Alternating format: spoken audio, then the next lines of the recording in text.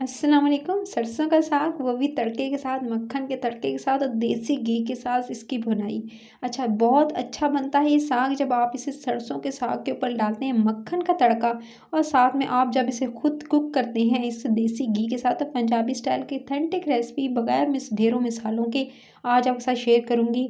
तो सबसे पहले आपने ले लेना देसी घी। अच्छा, देसी घी जो आधा कप भर के लीजिएगा। अगर आपके पास देसी घी नहीं है तो नॉर्मल घर का घी इस्तेमाल कर सकते हैं, ऑयल भी इस्तेमाल कर लीजिएगा। उसके बाद आपने जो है इसके अंदर शामिल कर देने हैं 2 छोटे दरमियाने साइज़ के जो प्याज हैं, वो चॉप्ड किए हुए इसके अंदर शामिल कर देंगे। ना तो टमाटर जाएँगे, ना भर-भर के मसाले जाएँगे, बिल्कुल ऑथेंटिक रेसिपी आपके साथ शेयर करूँगी। अगर आपके पास है मट्टी की हांडी तो आप उसमें भी बना सकते हैं इसको, ताकि और अच्छा-सा टेस्टी फ्लेवर आए और आपको एकदम पंजाब की फीलिंग आए कि आप पंजाब में जिस तरह से बनाया जाता है इसको। उसके बाद आपने जी देख सकते हैं प्याज को लाइट गोल्डन करना है। उसके बाद आप सबसे पहले आपने क्या करना है, सबसे पहले आपने लेना है सरसों का साग। सिंपल सरसों का साग लेंगे और इसको जी वॉश कर इसको अच्छे से कट कर लेना है। फिर इसको आपने उबलने के लिए छोड़ देना है।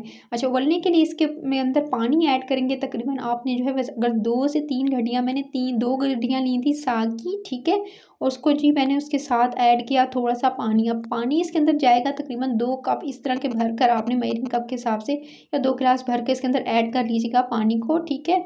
उसके बाद आपने इसके अंदर शामिल करना है बाइंडिंग के लिए और इसकी कड़वाहट को दूर करने के लिए आपने जो है वो इसके अंदर जो कड़वाहट होती है ना अक्सर साग के अंदर, उसको ख़त्म करने के लिए आप इसके अंदर गंदम का आटा 1 चमचा भरकर, इतना हीप्ड जितना मैंने आपको दिखाया है, इतना भरकर शामिल कर दीजिएगा और आखिर में शामिल कीजिएगा। पहले सिंपल बॉयल कर लेना है। बॉयल कर लेने के बाद फिर उसको जो है इसके अंदर जो है आटा ऐड करेंगे और इसको अच्छे से जो है वो अच्छे से इसको थोड़ा-सा जो है वो मसल लेंगे। उसके बाद आपने जो प्याज़ जैसे ही डन होगा इसके अंदर शामिल कर देना है आपने लाल मिर्ची का powder 1 teaspoon, half tea spoon कुटी हुई लाल मिर्च और जाएगी हाफ़ टी स्पून से 2 टीस्पून आप कर सकते हैं। उसके बाद आपने इसके अंदर नमक हस्बे ज़ायक़ा इस्तेमाल करना है। सिर्फ़ और सिर्फ़ 2 जो है 2 अदद मसाले गए इसके अंदर, 2 से 3, और उसके बाद आपने चॉप्ड किया हुआ इसके अंदर शामिल कर देना है। अच्छा, लहसुन जो है कूटा हुआ मैं इस्तेमाल नहीं कर रही हूँ, इसके अंदर चॉप्ड करके आप लहसुन इस्तेमाल कीजिएगा। 4 से 5 जवे चॉप्ड करके लहसुन के भी इसके अंदर शामिल कर दिए। लहसुन जो है वो इसको शामिल करने के बाद जल्दी फ़ौरन से आपने इसे कुक करना है, क्योंकि लहसुन बहुत जल्दी जल जाता है, नीचे लग जाता है। अगर उसका पेस्ट शामिल करें तो नीचे लग जाता है, और वैसे जो है अगर ये बहुत जल्दी जो है एकदम डन हो जाता है, तो आपने इसके अंदर फिर शामिल कर देना है साग, जो आपने जो अच्छे से इसका पानी निकाल लीजिएगा। और जो है इसके आपके सामने मैंने साग जो है वो इसके अंदर शामिल कर दिया है। अच्छा, साग जो है मैंने आपको बताया था कि इसके अंदर आटा जो है तब इस्तेमाल कीजिएगा, आटा जो शामिल कीजिएगा गंदम का, जब आपने इसे बॉयल कर लिया, ठीक है? पानी एक्स्ट्रा निकाल दीजिएगा। उसके अंदर आटा शामिल करके फिर आपने इसको बहुत अच्छे से घोटना है। अच्छा, घोटिएगा, जितना अच्छा घोटेंगे उतना अच्छा जो है टेस्ट आएगा, और एकदम जो है बिल्कुल इसको कह सकते हैं कि आपने इतना मसलना है कि इसकी जो पत्ते डंडियाँ नज़र आ रही होंगी ना बॉयल करने के बाद भी, वो भी बिल्कुल एकदम ये दे सकते हैं पेस्ट सा बन जाएगा। उसके बाद जो है आप इसे जो है वो निकाल लीजिएगा। आप चॉपर वगैरह में मत कीजिएगा इसे, ठीक है? उसके बाद आप जो है इस तरह से आप निकाल लीजिएगा और एक्स्ट्रा पानी पहले ही निकाल लीजिएगा। आपके सामने मैंने इसको डाला और इसको मैं मुसलसल भून रही हूँ। अच्छा, जब तक मेरा साग जो है हल्की आँच पे भुन रहा है, मैं एक काम करती हूँ, तड़का जब तक रेडी कर लेती हूँ। मैंने लिया मक्खन, ठीक है? 2 टेबलस्पून आप भरकर बड़ा हीप्ड जो है वो आप ले लीजिएगा मक्खन का।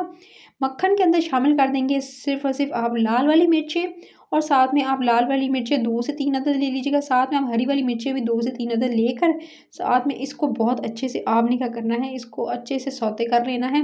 सिर्फ़ और सिर्फ़ इसमें कड़कपन जो है वो इसके अंदर आना चाहिए। जस्ट ज़्यादा ज़्यादा नहीं कुक करेंगे, बस इतनी खुशबू आ जाए मज़ेदार सी सब मिर्चों की, ठीक है? आपने को डन कर लेनी है मिर्चें।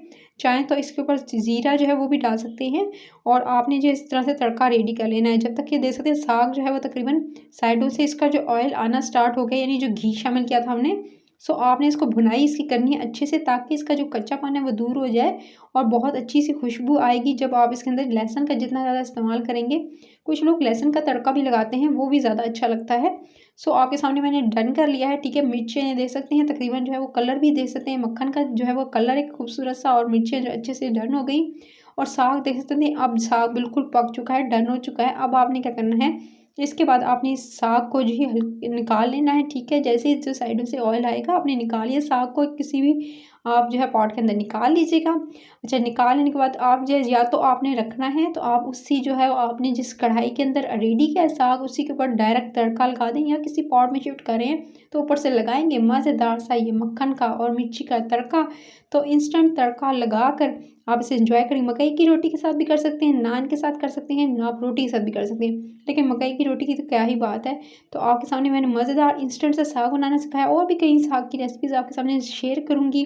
तो आपने ऊपर से डाल लेना और मक्खन। अगर रेसिपी पसंद आई है तो अभी लाइक कीजिएगा, शेयर कीजिएगा और चैनल को सब्सक्राइब करना मत भूलिएगा।